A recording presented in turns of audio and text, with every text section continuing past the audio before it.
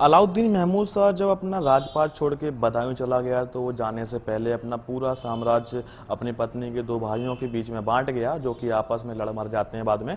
और पूरी दिल्ली की केंद्रीय सत्ता अब उसके वजीर के हाथों आ जाती है, और उस वजीर को भी बहलोल लोदी किसी षड्यंत्र में खत्म कर देता है और आगे जाके बहलोल लोदी लोदी वंश की स्थापना करता है। तो ये लोदी वंश 1451 से 1526 तक चलेगा।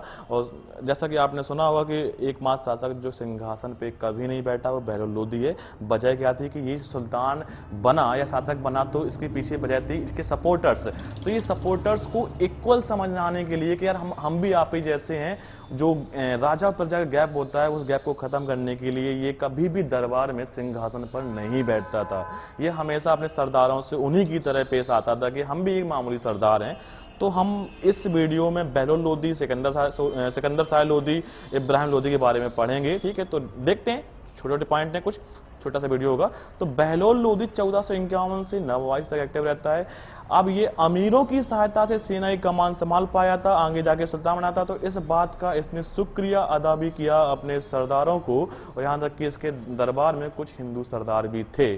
ठीक है, तो काबिल जनरल था ये, इसे पता था कि अफगान अमीरों की सहायता और समर्थन की आगे आवश्यकता होगी। तो कभी इसने उनको आगे शो ऑफ नहीं किया कि हम शासक हैं आपके, तो कभी भी उनको ट्रीट नहीं किया एज अ किंग।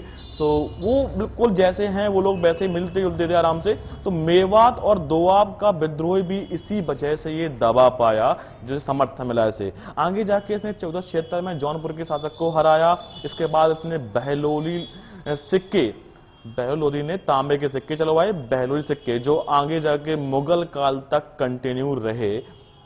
इसके बाद अब्दुल्ला की एक रचना है तारीख-ए-दौदी। इसमें इस बात का जिक्र है कि वह सरदारों के सामने कभी सिंहासन पर नहीं बैठता था। उसने सरकी वंश के सुल्तान महमूद शाह को हराया था, युद्ध में अच्छा हुआ गया था। तो सरकी सुल्तान महमूद शाह का विवाह हुआ था अलाउद्दीन आलम शाह की पुत्री से, उनका नाम था बीबी राजी। बीबी राजी ने महमूद शाह को उकसाया और महमूद शाह बहलोल लोदी के सामने खड़े थे।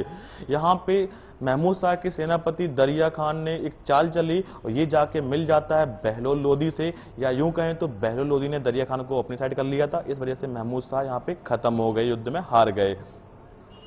अब आगे देखते हैं कि इसने हिंदुओं के प्रति कभी कट्टरता नहीं रखी। इसने अपने दरबार में राय करण सिंह, राय दादू है यहाँ पे, ठीक है, तो राय दादू और राय नरसिंह नाम के कुछ हिंदू सरदार भी थे इसके दरबार में। तो कोई भी व्यक्ति दरबार से खाली नहीं लौटता था।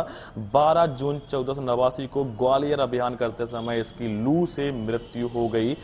दिल्ली सल्तनत में हमने देखा कि कई सारे जो शासक आएंगे उनकी मृत्यु अजीबो गरीब ढंग से हो रही है। कोई चलते चलते गिर जा रहा है, हुमायूं वगैरह होंगे होंगे, ठीक है, कोई चौगान खेलते खेलते मर गया, कोई जलोदर से मर गया। तो मतलब ऐसे बहुत से व्यंग्यात्मक मौत से मरेंगे लोग।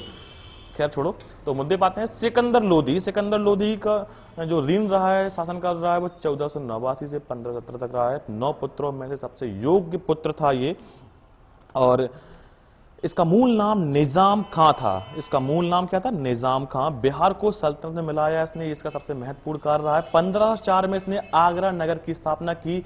इसका जो मेन मोटिव था आगरा बसाने का वो था व्यापारिक मार्ग पर नियंत्रण रखना। इसके लिए इसने आगरा नगर बसाया। इसके बाद 1506 में इसने इसको राजधानी बनाया।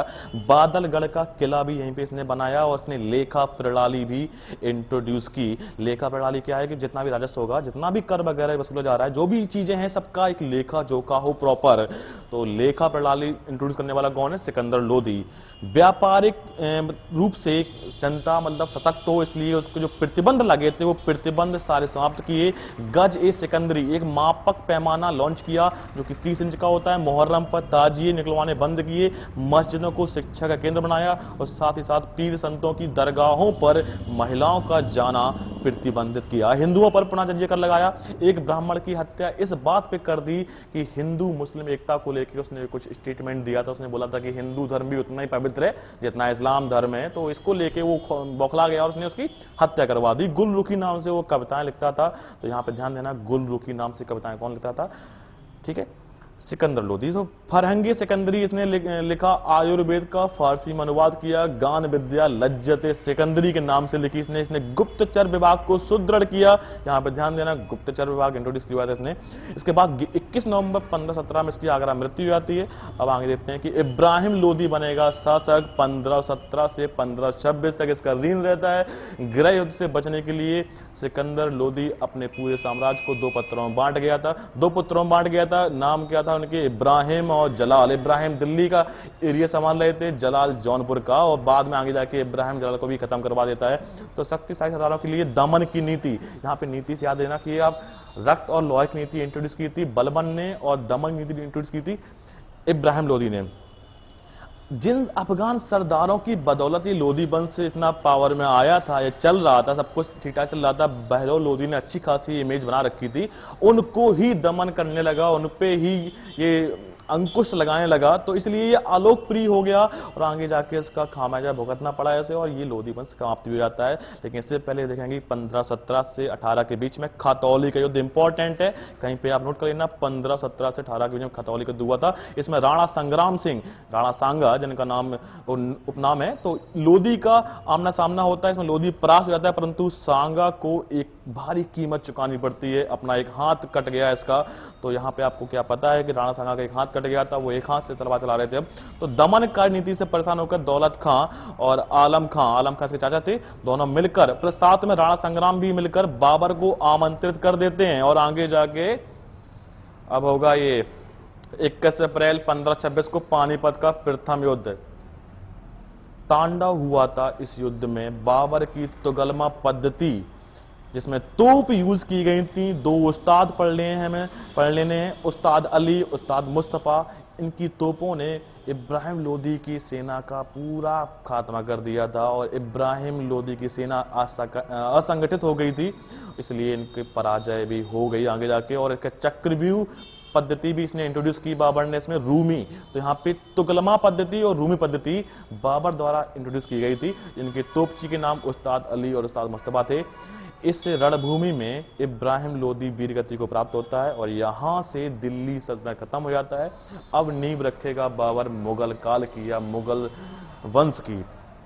तो अब दिल्ली सल्तनत खत्म होने के बाद वहाँ की जो भी सैन्य राज व्यवस्था थी, आर्थिक व्यवस्था, सामाजिक व्यवस्था थी, जो कला संगीत जो भी रहा है, कुछ जो एडिशनल टॉपिक बनते हैं उनका हम वीडियो बनाने का प्रयास करेंगे, और इसके बाद हम कवर करेंगे मुगल काल। ठीक है, तो उम्मीद करते हैं आपको सीरीज पसंद आ रही होगी, and thank you for watching.